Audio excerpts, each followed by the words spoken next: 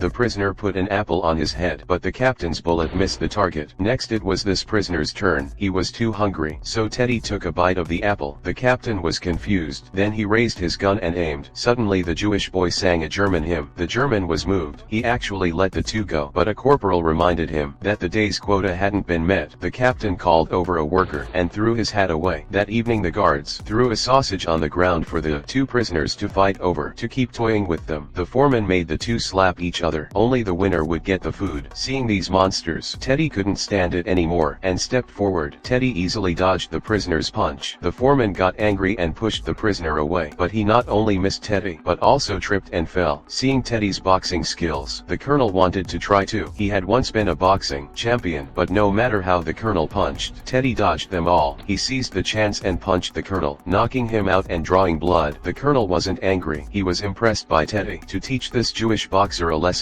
the Germans brought over a huge muscular man to be Teddy's opponent. Facing this giant, Teddy wasn't afraid at all. He used quick footwork to dodge the man's attacks. Then a powerful punch ended the fight. This way he won food for his fellow prisoners. The German officer worried that Teddy would inspire the prisoners to rebel. To break Teddy's hero image, the officer had his men bring the Jewish boy to the boxing ring. The boy struggled to stand up. His hands were tied with wire. The German even threatened to make Teddy box the boy. The other prisoners took off their hats and prayed for them. Then the captain raised his gun. Teddy had to urge the boy to hit him, but the boy turned around. He charged at the German. Teddy was completely crushed. The Germans were finally satisfied. That night Teddy was tied by his injured hands and hung in the square. The Germans hung a boxing king sign around him. The next day he was let down. Even though he was covered in injuries, he didn't give up on himself. The boxing matches were still going on. This German knocked down a hungry prisoner, so Teddy jumped onto the boxing ring. Despite his injured hands, he was fearless. Teddy dodged the German's punches with agile footwork. He even taunted his opponent. Even when Teddy was knocked down, he still kept smiling. This completely enraged the German. When the German threw another punch, Teddy headbutted his opponent's wrist, breaking it. Then he knocked down the German. The whole audience went wild. Teddy won this unfair match, but the next day this boxing king was sent to Auschwitz.